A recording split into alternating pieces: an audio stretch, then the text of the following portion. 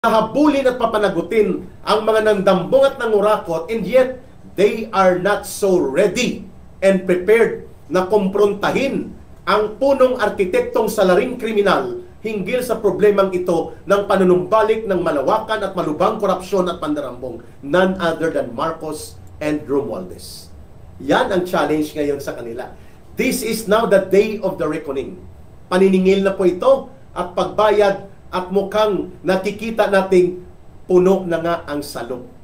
Hindi po magre-resgo ng kanyang karir, ng kanyang ranggo, at ng kanyang propesyon itong si Lieutenant General OMG mga kababayan! Isa pong kapapasok na matinding revelasyon.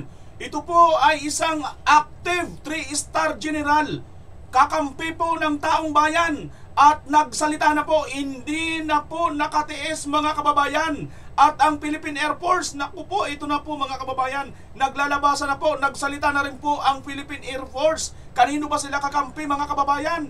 At ang isa pa pong matindi dito, ito pong si Tatay Digong mga kababayan. Yes, tama po inyong narinig.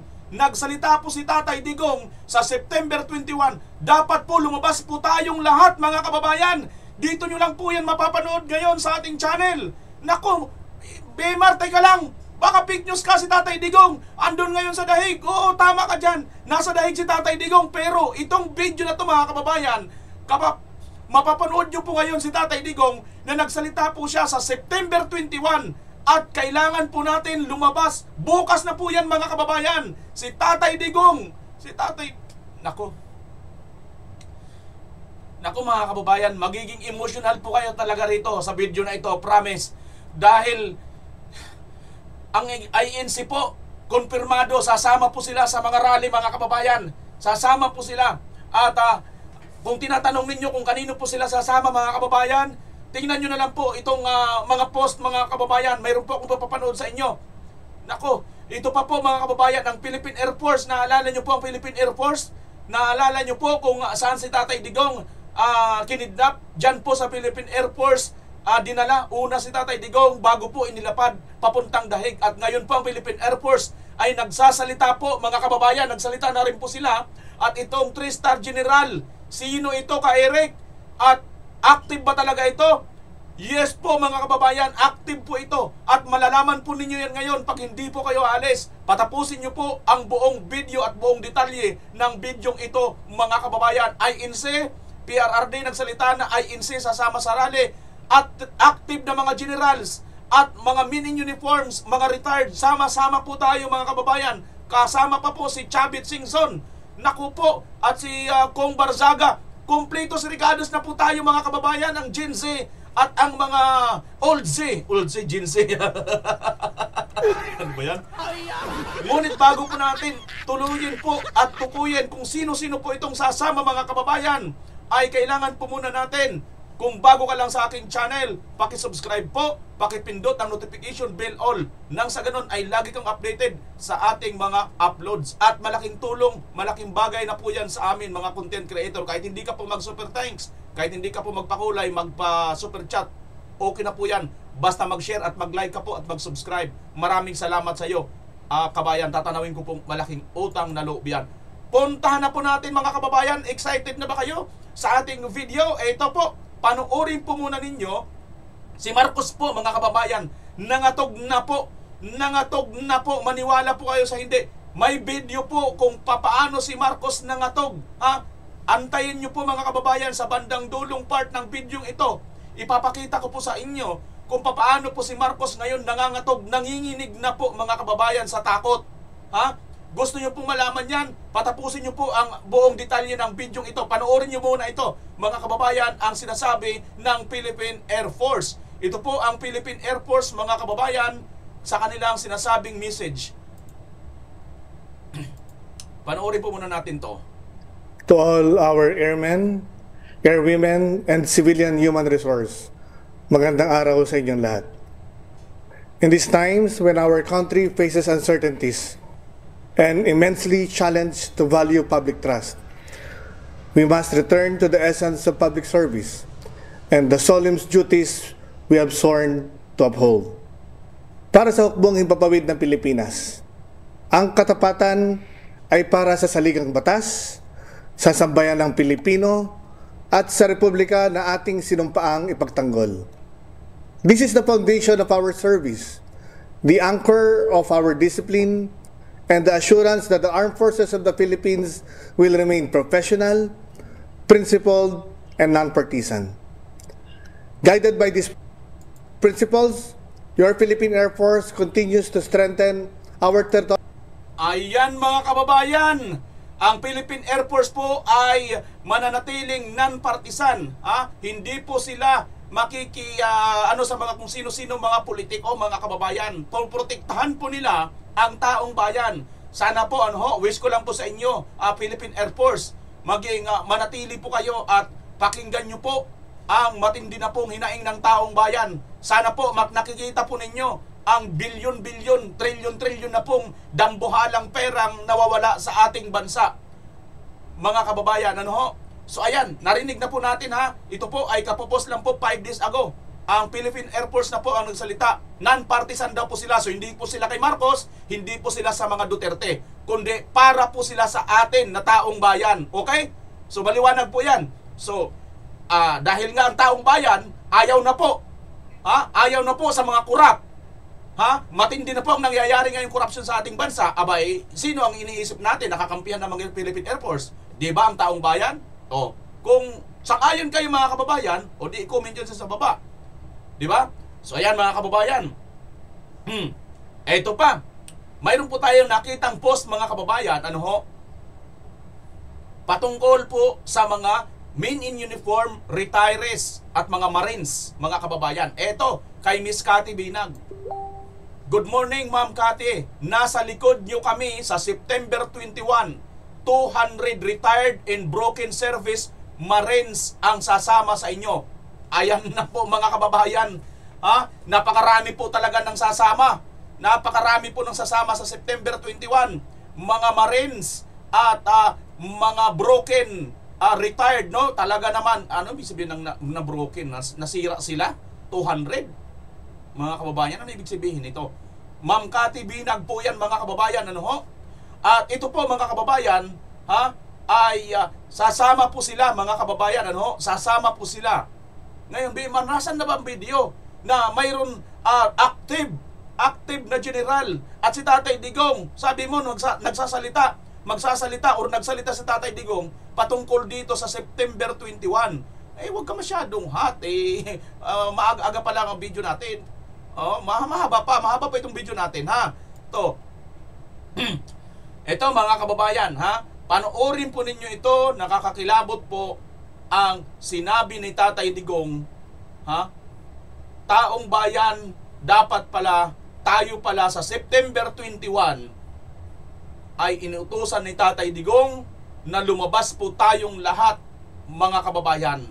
Siguro, nang makita po ng mga retirees, nang nakita po ng active 3-star general, itong talumpati ni Tatay Digong, mga kababayan, ay nakapag-decide po sila. Okay? Nakapag-decide po sila, mga kababayan, nasasama po dito sa mga rally. Ganon din po itong mga INC, kumpirmado po mga kababayan, sasama po ang INC. Mayroon po tayong ipapakita sa inyo ng mga video na mukhang sasama po sila. Okay? Ito po, panoorin po ninyo si Tatay Digong, sasabi niya sa bukas po na magaganap sa September 21. September 21 is not a holiday. I have declared it as a day of protest. Lahat ng gustong magprotesta laban sa gobyerno, laban sa pulis, sa military o lahat, magbabaan kayo dyan. September 21 is not a holiday.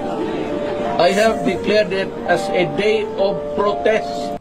Yun, mga kababayan, palakpakan po natin. Alam pala ni Tatay Digong ang magaganap ngayon na September 21, Day of Protest. Ito pala, siya pala, mga kababayan, 2017 pa. Sinabi niya yan, hindi po holiday itong September 21, pero Day of Protest Magbabaang kayo dyan, kayong may mga hinaing sa gobyerno. Ha? Kayong may mga hinaing sa mga pulis, men in uniform, mga military, sundalo, lahat. Magbabaang kayo.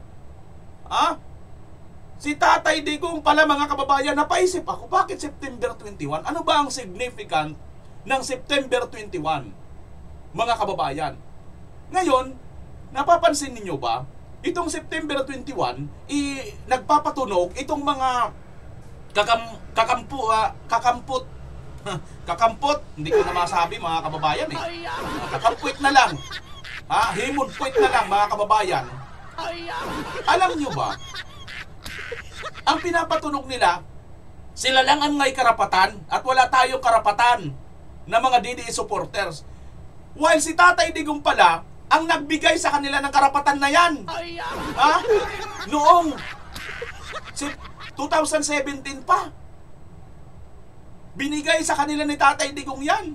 At ngayon, yung nagbigay, yung mga supporter nang nagbigay sa kanila na yon, yun ngayon ang pagbabawalan nila. Mga tanga ba kayo? At sasabihin ninyo, hijackin kayo. Gago! Huwag kami! Ha? Isang kagaguhan yan. Sasabihin ninyo, mga hijack ang mga DDS sa rally ninyo. Ugok! Dilamunin ninyo yung rally ninyo. Ha? Lamunin ninyo yung... Pababain nyo si Rizal dyan sa ano? Sa Lunita. Nandyan ba si Marcos? Sinabi ni Tatay Digong maliwanag, oh.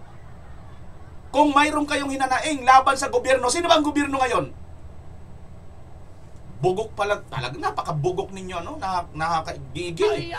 Tapos parang ang dating pa, kami pa yung mga hijack eh. Sinabi na nga ni Tatay Digong eh. Utang na loob yung mga kay Tatay Digong yan eh.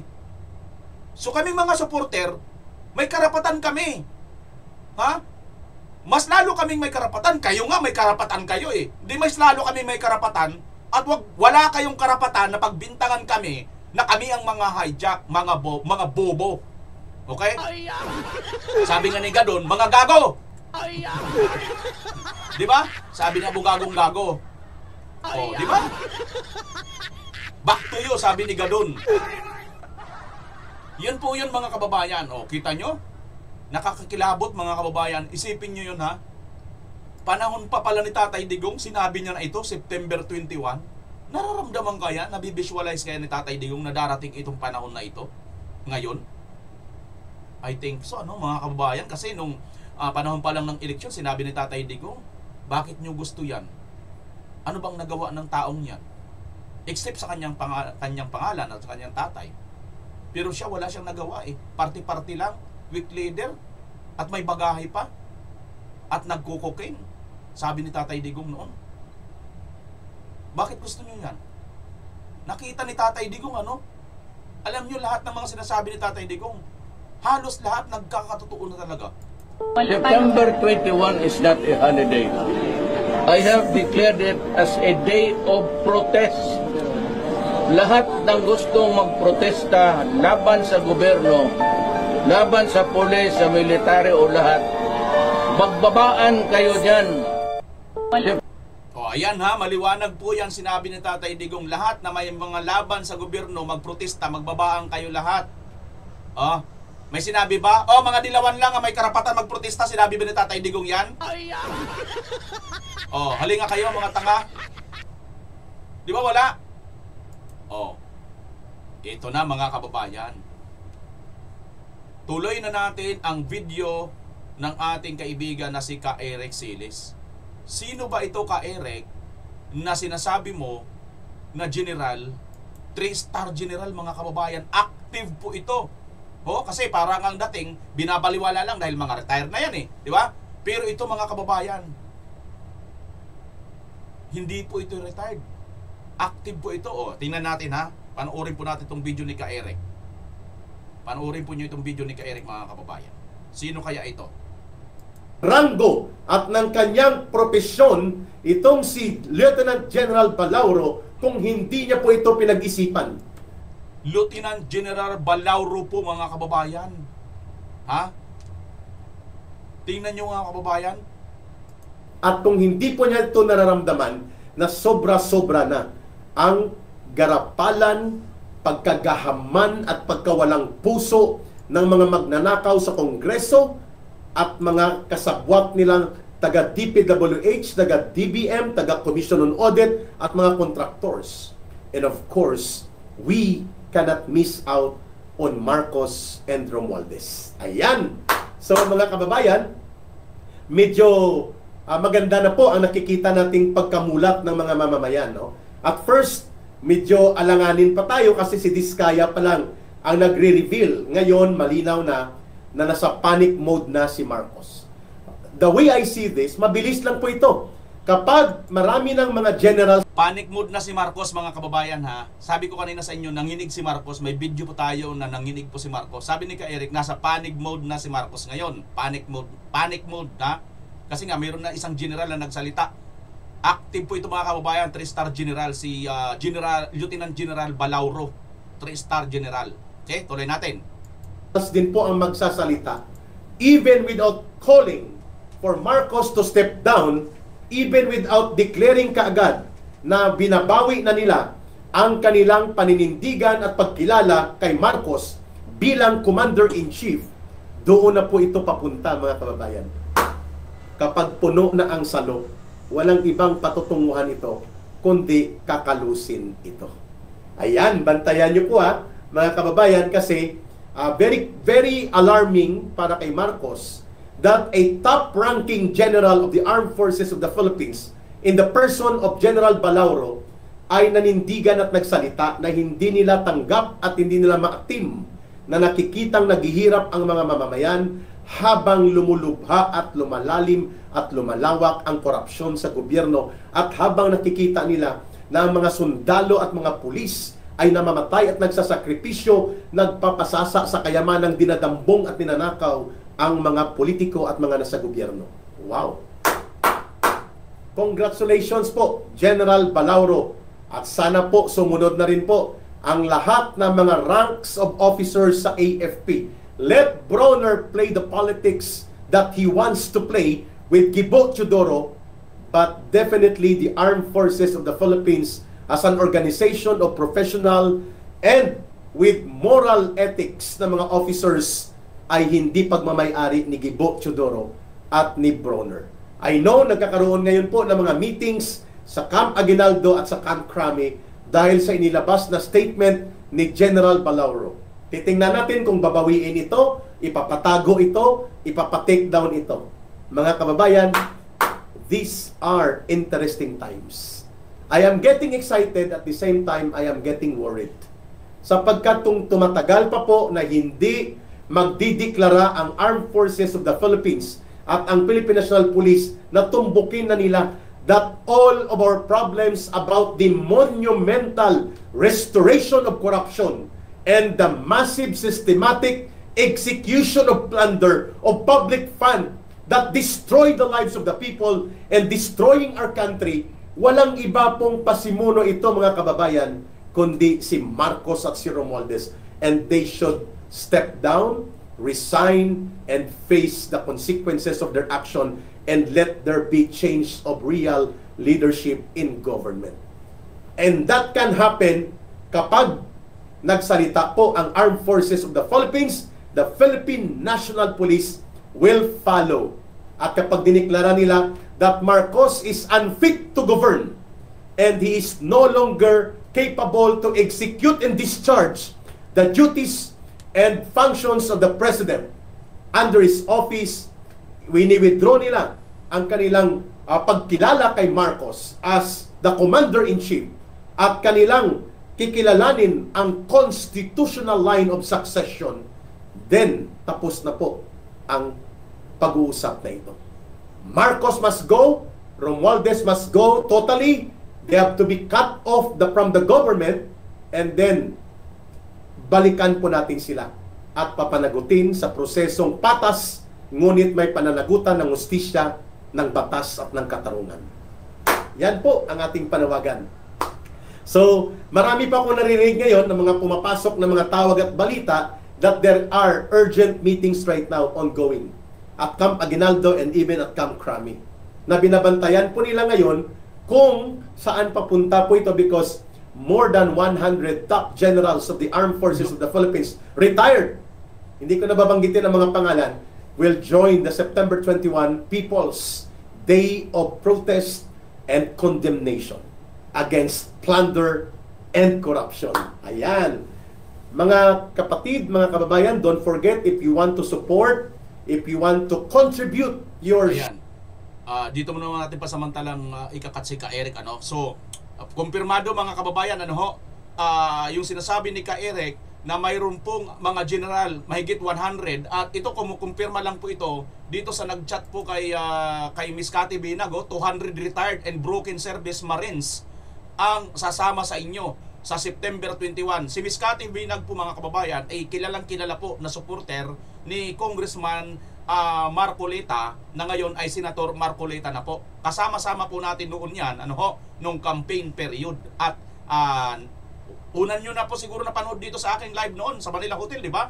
Na-interview po natin si Senator Marcoleta at saka si Miss Cathy Binag, ano ho, na pinalad po tayo noon mga panahon na yun mga kababayan. Dahil po kay Miss Cathy Binag, nakuha po natin na makausap or ma-interview si Senator Marcoleta. So ito po, si Miss Cathy Binag mga kababayan, ay mayroon pong nag-chat sa kanya.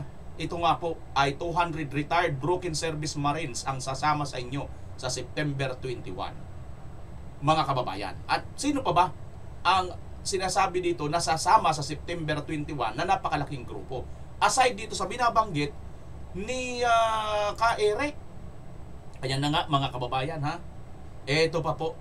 Kahapon lang din mga kababayan. Pero sandali muna, no? Bimar, asan bang video na nangatog? 'Di ba? Kasi sabi nga ni Ka Eric dito, natataranta na si BBM, ha? Tayo ngayon nangatog po, nanginig literally mga kababayan si BBM. Gusto niyo pong makita ang video? Hindi ko na kayo bibitinin. Ito po ang video na si BBM po ay hindi na po ngayon malaman ang gagawin at nangangatog na po sa takot. Panoorin niyo po ang bidyong ito at kayo nang humusga kung si BBM ba ay nangatog or hindi. Comment nyo mga kababayan pagkatapos po nito, dahil magre-react po tayo at sasabihin ko po sa inyo kung paano ang nangyari dito sa bidyong ito. Ayan po mga kababayan, no? Kita nyo yung tsura ni BBM dyan mga kababayan. Nakaganon na siya, oh. Ano nang nangyayari ngayon sa aking bansa? Ano nang nangyayari? Mapapabalik ako sa Hawaii. Doon nyo ako dalhin sa Paway. Ijay Paway. Jay Paway laang ha anti Hawaii. Nagadayo ajay kunana. Boom kunana. Made. Madi kan jay Hawaii. Ijay ka dahig. Sukat kay jay ni Tatay Digong. Ano? Mabalin. Sige man, comment naman ng mga kakabsat ng mga Ilocano dita, no? No mabalin, ha? No labayo si Marcos Jr. isalat kindi Tatay Digong. Di man ICC. Nayari. I-comment nyo dita, naratay mga Pangasinin siya mga kakaaro tayo dyan, man babantay, tandamarungal sa yung programa. Ajay mga Ilocano, nga kakabsat tayo, comment nyo man, no, kaya't nyo nga, isukat tayo. Haan ni Jay Hawaii, haan ni Jay Paway, kundi ijay ICC, kasukat ni Tatay Digong, ni Marcos Jr. Mabalin. Comment nyo man garod, no, kaya't nyo, mga kakabsat. Tuloy tayo atay video nan, okay? Good morning everyone. Nandito tayo sa Padilla Medical Center to continue ang ating para ipagpatuloy ang ating mga inspeksyon para matiyak na ang ating zero balance billing ay magandang patakbo. At dahil may mga fine-tuning din na ginagawa, pero dito naman sa inyo, it looks like that you have a very, very high operation that is well recognized, especially for the cleanings for the different agencies that are born with a certain condition.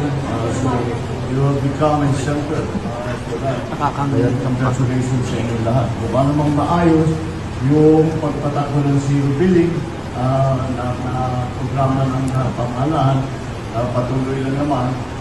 So again, we have to congratulate all our health workers because we know that you are all very hardworking and we know how dedicated you are.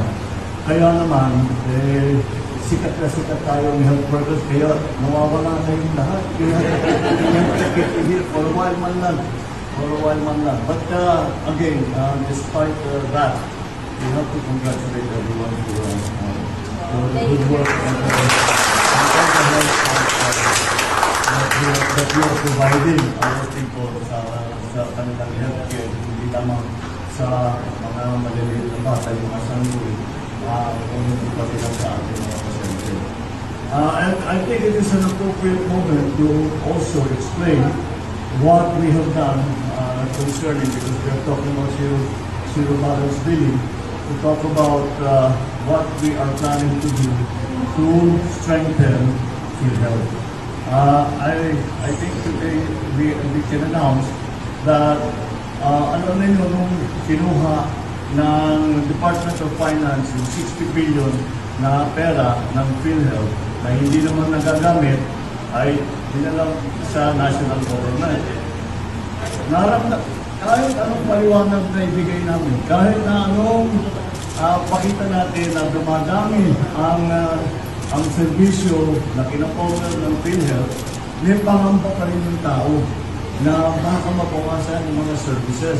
Dinagdagan na natin. Pero siyempre, hindi mo maiwasan yan. Iba yung ibang usapan ito. We were talking about life and death issues here for people. So you cannot blame them na may pangamba sila na baka sa pagkuha ng 60 billion na dinala nga sa national government ay baka mabawasan ang services. Kahit na napatunayan na namin na hindi mababawasan ang services, siyempre nandun pa rin ang pakunga. So I'm happy to be able to announce dahil sa ating mga ginagawa, siguro alam naman din ng lahat, yung mga savings natin na bago na galing sa iba't ibang departamento, but mainly from Department of Public Works and Highways, yung 60 billion na yan, ibabalik na natin sa PhilHealth. Hindi naman para sa pangamba ng tao o hindi, dahil gagamitin na natin, nagkaroon na tayo ng savings, gagamitin na natin yan para palawakin pa ang serbisyo ng PhilHealth. Kaya yan po ang aming patuloy na iginagawa para ating mga kababayan ay maramdaman naman nila na ang pamahalaan, ang DOH, lahat mga health workers, ginagawa ang lahat upang yung kanilang kalusugan at ang kanilang... Ayan mga kababayan, sasabihin ngayon ng mga Marcos, BMR, fake news ka. Asaan dyan yung nanginig? Si Marcos, si BBM.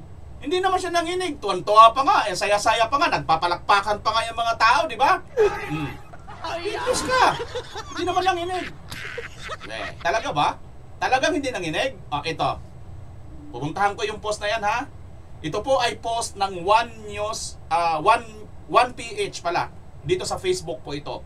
43 minutes ago. Babasahin ko yung caption, ha? Watch. Inanunsyo ni Pangulong Bongbong Marcos na ibabalik sa PhilHealth ang 60 billion pondo na na-transmit noon ng Department of Finance sa National Treasury. Giit niya, gagamitin ang pondo para palawakin ang mga serbisyong sakop ng state insurer at masiguro ang access ng mga Pilipino sa healthcare sa ilalim ng Zero Balance Billing Program. Simple naman yan, BMR. Tama naman yan. Napakaganda naman ang ginawa ni Marcos Jr. dito. At yung sinasabi mong nanginig. Dahil sa may protesta bukas, nanginginig. Ano dyan? Wala naman. Tuwan-tuwa pa nga eh. Alam mo, kung ikaw isang tanga, troll, bayaran, at gago, na wala kang pakiramdam, sasabihin mo talaga, fake news, yung reaction at opinion ko na nanginig si BBM. Bakit? Kasi, ito, inuutos na po yan ng Korte Suprema na yan ay hindi nga lang po yan 60 billion, 89 billion po yan na kinurakot, kinuha ng kanyang Finance Secretary na si Recto, dinivert po yan, papunta yata dyan sa flood control, nasa wata lang, marami lang nag-upos noon, kaya ngayon, nag-decision ng Korte Suprema na isauli itong 60 billion. So, hindi po si BBM ang may magsauli nito at maglalagay sa PhilHealth, kundi Supreme Court mismo. Ngayon, bakit noon? Bakit noon sinasabi na ng Supreme Court mismo, hindi pa rin niya ginalang? Bakit ngayon? Bigla na lang niya ngayon ibibigay sa PhilHealth. Itong dapat naman, pera naman talaga ito ng PhilHealth. Tapos ngayon, sasabihin niyo, ang bait-bait ni BBM, bayani. Ugok! Nataranta na siya. Nanginginig na ito sa takot. Kasi nagsasalita na ngayon, hindi lang po mga retired general, kundi mga active general. Pati sino? Si Governor Chavit Singson. Nagsalita na kahapon. Ngayon pa lang niya ito napag-isipan. Mukhang delikado na. Tingnan niyo mga kababayan. Ha? Sinibak niya na si Romualdez. Una si Saldico, si Romualdez. Ha? Ngayon, itong PhilHealth.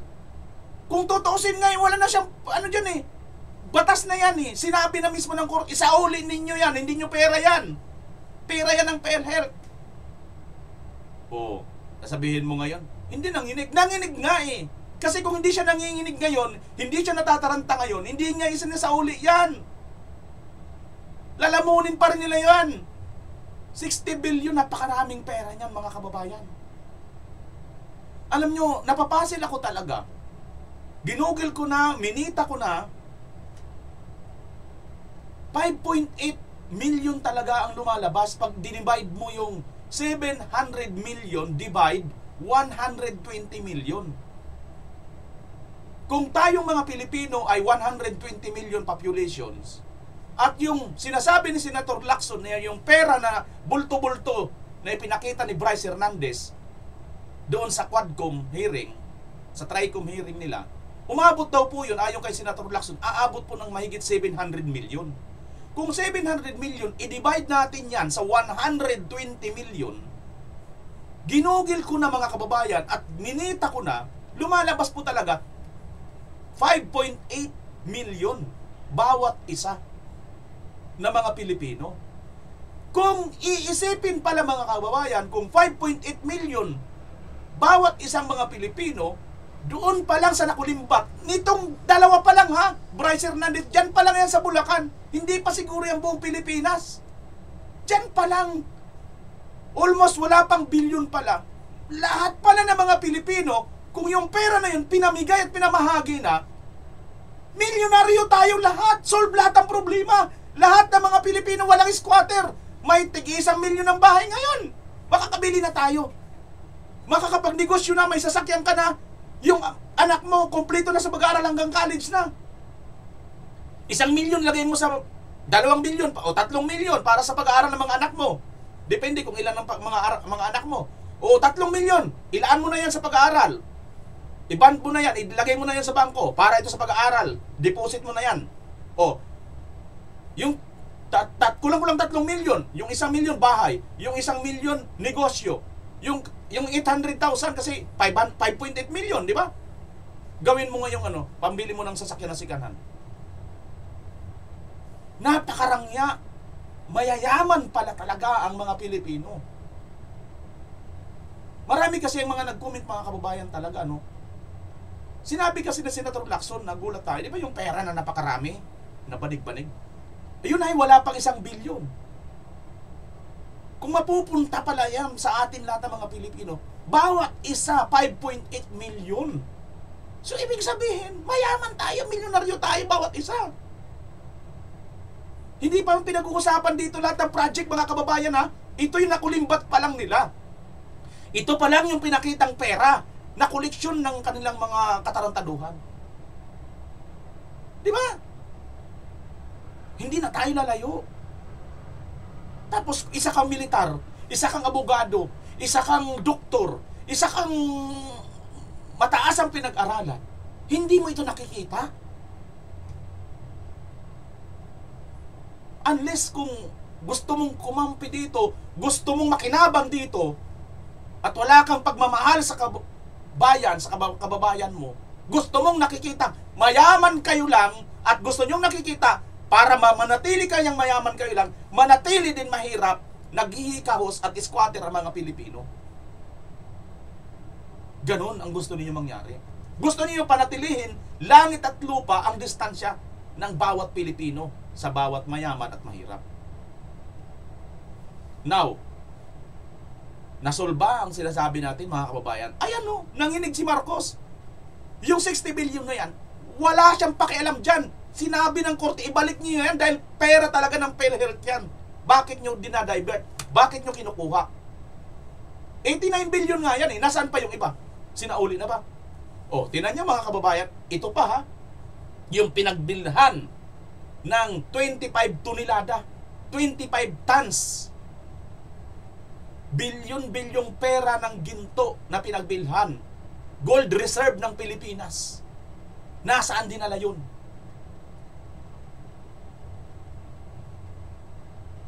Maharlika, 500 billion, nasaan na?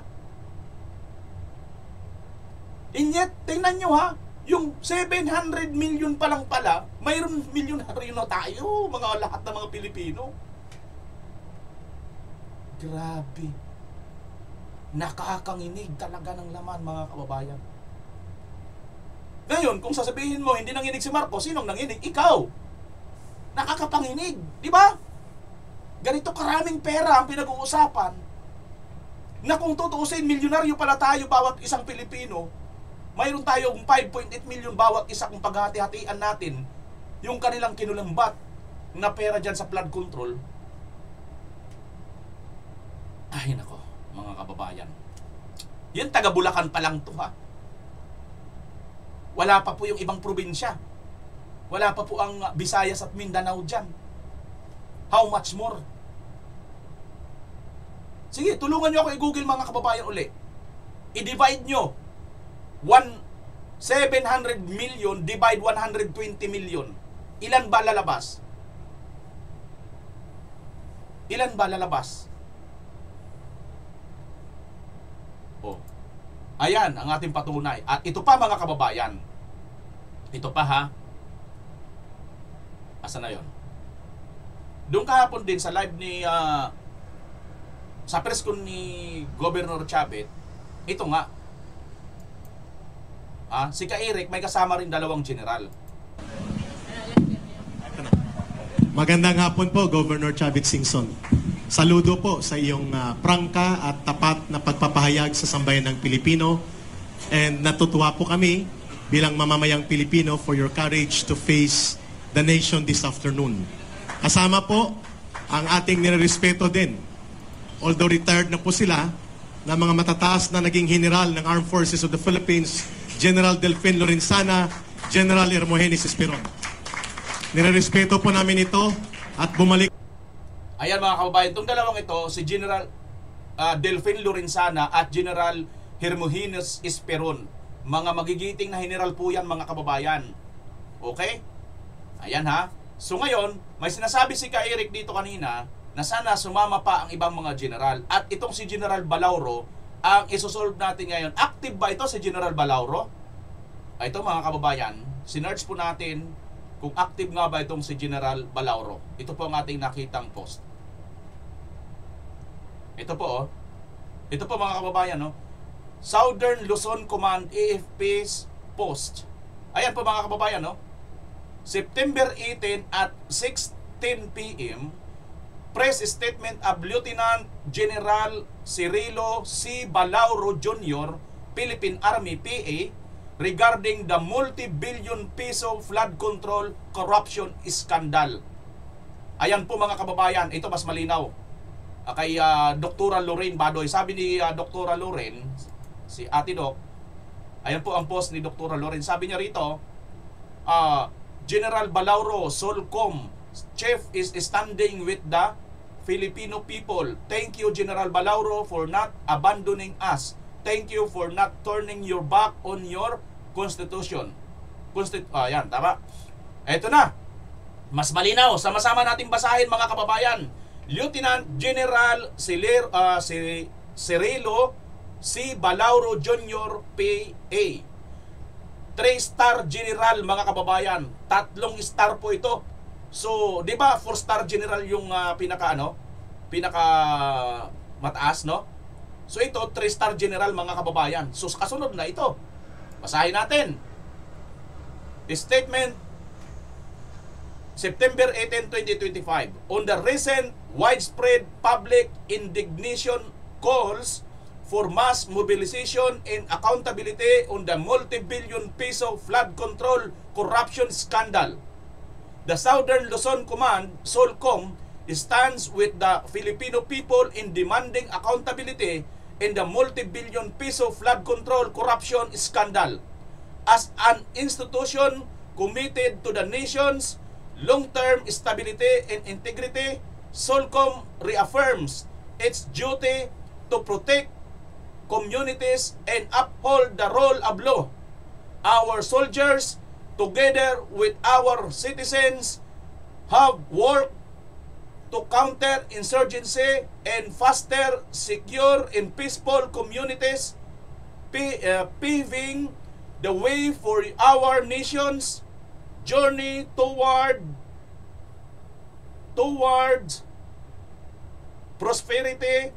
We recognize the public's right to peaceful, lawful expression and the widespread call for transparency and accountability.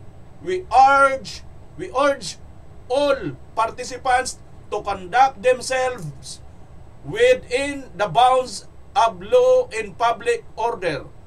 SOLCOM also cautions the public to remain vigilant and discerning against groups or individuals who may attempt to exploit legitimate cause to push an advanced device against or sow chaos.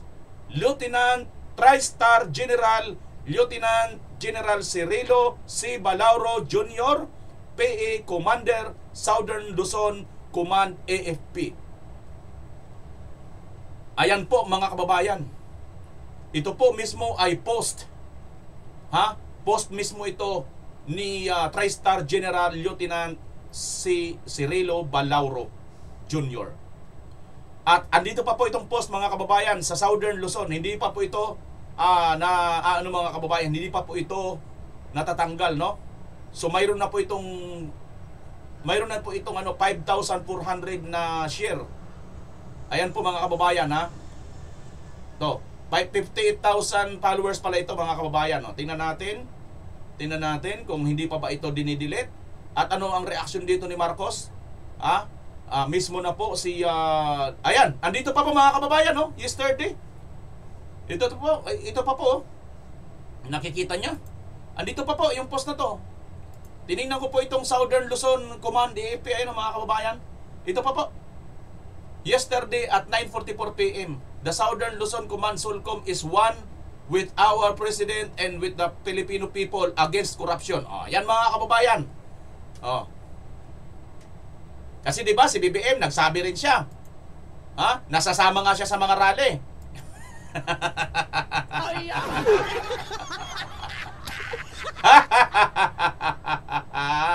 Sama ka sa rally? Sumama ka. Sama ka sa rally. Sama ka sa rally para malaman mo na ikaw ang pinagraraligan. Yan ha mga kababayan. So maliwanag po, active po ito at hindi na po nagugustuhan ito pong corruption na nangyayari sa ating bansa at kasama po natin ito sa atin pong pananampalataya na dapat po talagang sugpuin itong mga kurakot sa ating bansa. Okay? So ito pa ang isa mga kababayan sa pinakakaabangan po natin talaga. May natanggap po tayo rito, no? Ayon po sa ating bubuwet ito mga kababayan. Ito po ito po si Ruina Guanzon muna mga kababayan, mayroon siyang post na ganito. Iglesia ni Cristo Peace Rally sa Quirino Grandstand, bakit ginawa? Dahil sa pagmamahal sa impeachment, dahil sa pagmamadali sa impeachment ni VP Sara. Sino may kagagawan? Martin Romualdez at mga kasama sa Congress. Yung rally sa September 21, bakit ginawa? Dahil pumutok sa publiko ang bilyon-bilyong nakawan sa pondo ng gobyerno, part sa flood control ghost projects. Sino sinisisi? Saldico, Tambi at mga kasamahan sa Kongreso. ilang dambuhalang rally pa ba ang kailangan gawin para ma-realize nila na punong-puno na ang taong bayan? Ayan, mga kababayan, ilang dambuhalang rally pa ba? No? Ito daw po, ito yung picture, mga kababayan, nung September 21, nung nag-rally po ang INC. Ilan pa bang ganito ayon sa tanong ni ano? Sasama ba ang INC ngayon, mga kababayan? Well, wala po tayong ibang makitang video kundi ito, mga kababayan. Panoorin po natin itong video. Ito yung nakapost pa po.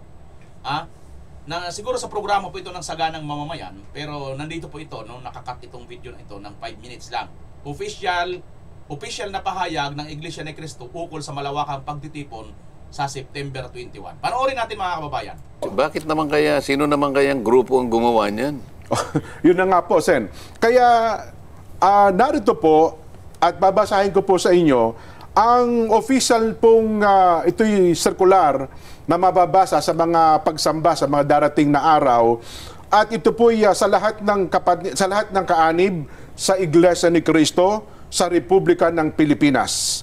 Mga mahal kong kapatid kay Cristo, may nag-post sa Facebook ng isang mensahe na wari nagmula sa pamamahala ng Iglesia ni Cristo na huwag daw tayong makisama sa malawakang pagtitipon na isasagawa sa September 21 sa Luneta Park bilang pagprotesta sa mga katiwalian sa pamahalaan.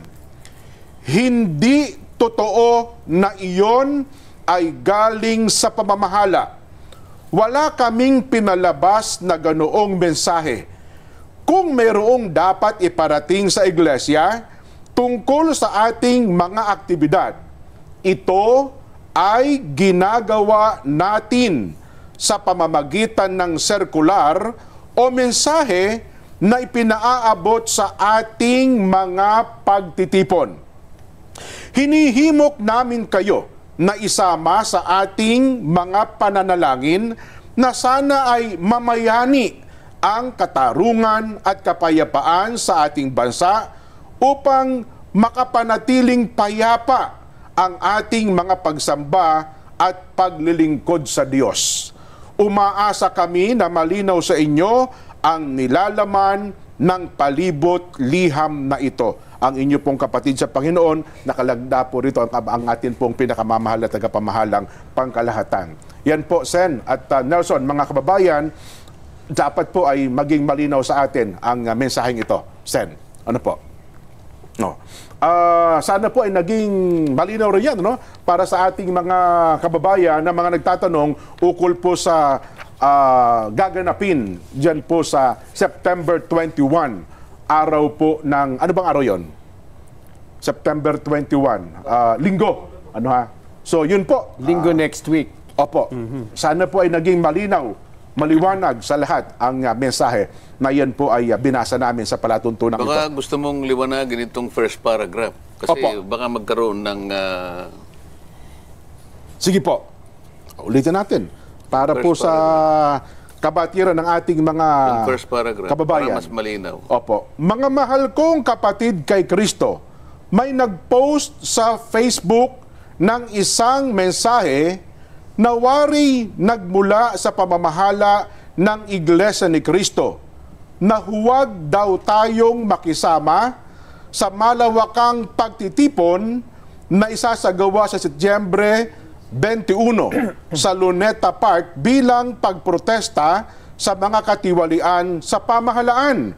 So walang sinasabi, walang pasabi Opo. na nanggaling sa iglesia na sinasabing huwag kayong sumali. Opo. Wala pong sinabing ganon na bilin.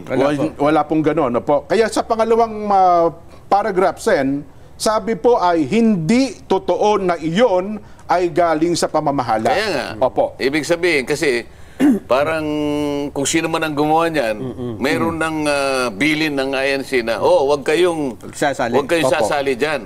Kasi nakalagay po doon sa post na, ayoko na po ipakita itong post na ito sa social media, baka ma-promote pa no? Nilagay kasi nila doon, ibinibilin sa atin na huwag tayong makisama. nakalagay po doon sa kanilang pinakalat. Yun po yung Yan mali. hindi totoo. Yun po yung hindi totoo. Pwede yung gumawa niyan, yung ayaw magtagumpay yung gagawin. Ayun, Kung sino man yung nag-organize yan. Yun po. Kasi baka kinatatakutan nila na sumama tayo, gano'n ba? Yes po, yes po. So inunahan na tayo. Pinre-em po ata nila yung mga mangyayari na yon. Ay well, ito po at least ay malinaw ang circular sa atin. At sana po ay naging malinaw din sa lahat ng ating mga taga-subaybay. Pwedeng sumama si Saito. Wala sinasabing huwag. Kasi hindi naman sinabing huwag eh. Ayun nga. Opo. So si Saito pwedeng sumama. Hindi ko na po alam kung... Hindi, ikaw naman. Pinakamabuti sana hintayin natin ang check kung meron mang magiging bilin ukol sa bagay na yan. Hindi, kasi yan pinangungunahan eh. Opo. Kasi kung meron bilin... Sa takot nila, hindi, gumawa tayo ng paraan para sa ganun ay hindi sila sumali. Ang mabuti na sa kanila namang galing. Opo. Isang malinaw dyan, Sen, ang kaparaanan natin, hindi po pinadadaan sa social media. Meron tayong kaparaanan kung papaano po ipararating ang tagubilin sa mga kapatid at sa mga kaanib po sa Iglesia ni Cristo. Kaya nila ginawa yan, hindi para sa miyembro yung hindi miyembro. Yes. Para sa ganun ay maisip na, talaga palang ang Iglesia ayaw ding sumama dyan. Yun po ang gusto nilang... Walang ganong bilin pala. Wala po. Di ba? Ayun. Sana po ay naging malinaw yung bahagi na yan, Sen. Tuloy pa po tayo do sa ating... Ayan po mga kababayan ha. So takot po sila na magdesisyon ang INC na sumama po dito nga po sa gaganaping rally bukas. At ayon po kay Senator Marcolita, wala pong wala pong bilin na bawal po, no? At ngayon mga kababayan, naalala niyo itong ko. Ito po, Miss Cathy Binag, di ba? Mga kababayan. Naalala nyo dati, si Miss Cathy Binag nga. Malapit po ito kay Senator Marcolita at Congressman Marcolita, di ba? Lagi po natin nakikita noon, magkakasama po sila kasi nga sa pangampanya ng mga kababayan. At pinalad nga tayo dahil nga kay Ma'am Cathy Binag, kaya natin nailapit tayo diyan kay Senator Marcolita na interview natin ng mga panahon na yun. Sino ba ritong nakapanood? Comment nyo nga, BMR, napanood kita noon nang na-interview mo si Ms. Cathy Binag sa Manila Hotel nung filing of candidacy kasama si Senator Marcolita. Napanood nyo ako noon ng live. Comment nyo nga kung mayroon dito nakapanood noon. Ayan si Ms. Cathy Binag, mga kababayan. May nag-chat sa kanya ganyan. Kaya nag-good morning sa kanya. Ngayon mga kababayan, ito naman sinasabi ng INC, mayroon daw gustong mag-preempt, takot na takot sila na sumama ang INC sa gagawing rally dyan sa Luneta. Bakit sila takot? No? At kanino ba yung rally na yan sa Luneta na mga ganap? Yun dapat ma-distinguish na natin. No? Sa totoo lang mga kababayan, yung rally po dyan sa Luneta ay pro-BBM po yan. Pro-bangag po yan. At pro mga makakaliwang grupo po ang mga nandyan. Okay? Kasi kung talagang hindi sila ganun, mga kababayan, bakit ayaw nila? Bakit mayroon nang nagpapakalat ng ganyan? At tingnan nyo po ito mga kababayan ha. Mayroon po akong babasahin sa inyo. Hindi ko lang pwedeng mapakita eh. Pero ito kayo na magbasa mga kababayan. Napanood nyo naman, sinabi ni Senator Marcolita, takot sila no, na sumamang INC. Ito mga kababayan. INC walang pagsamba sa linggo. Move it all sa Saturday. Ngayon nga, kasi bukas na yung Sunday. So ang mga INC mga kababayan, may ginaganap po silang pagsamba sa linggo. At ayon dito sa ating nabasa, sa ating bukwet, wala daw pong pagsamba na mangyayari bukas ang INC. Gagawin nila ito ngayon. Tanong, normal ba ito na ginagawa ng INC? Na walang pagsamba sa araw ng linggo? O, sa mga INC, comment kayo dyan kung normal ba yan sa INC na walang pagsamba sa linggo. At ano ang gagawin nila sa linggo? Ayon po dito sa ating post, sa ating natanggap mga kababayan, INC walang samba sa linggo. They move it all sa Saturday. So, kayo na ang magbasa, kayo na ang mag-fill in the blank. Ano ba ang gagawin ng INC sa linggo? Bakit wala silang pagsamba? Yan po ang aking iiwan sa inyo mga kababayan. So, kayo na mag-comment dyan ha. Kayo na ang bahalang mag-komentaryo patungkol po dyan mga kababayan. Okay? So, nakita nyo na. Ang dami na pong mga nagpanood. Ano? Marami na po tayong napanoodan. Marami na po tayong nakita na mga pangyayari dito. Alam nyo ba mga kababayan kung saan talaga nagmula? Di ba, ang gusto nilang investigasyon ay papunta dito sa kay Tatay Digong. Ayaw nila i-atras doon kay Pinoy, no? So halatang halata na ito talagang mga nakapalibot kay BBM ngayon. Ito mga magrarally, kakampi talaga ni BBM kasi nga gusto lang din nila, hanggang doon lang din kay Duterte, ayaw nila kay Pinoy. And perhaps ito, panoorin nyo ito mga kababayan kung anong panahon ito. Dapat umpisa nila rito ang investigasyon eh. Dito nagsimula ang lahat. 900 million? Ba't parang kahoy ang ginamit mo dito? Matibay ba to? Yes sir, ito na po yung project natin sir. Tsaka sir, kahoy ang ginamit ko sir kasi mas matibay ang kahoy kaysa sa bakal. Kasi ang kahoy pag sa tubig umuugat, ang bakal kinakalawang. Ay buti, ikaw lang ko. Bigla na lang ito.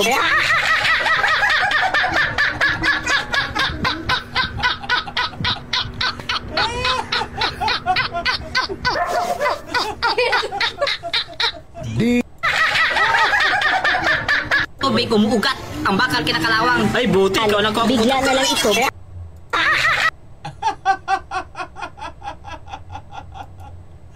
Ayan mga kababayan, dyan pala nag-umpisa ang lahat ng alamat ng flood control. So sino ang may panahon na yan? Hanggang dyan sana ninyo umpisahan ang inyong investigasyon.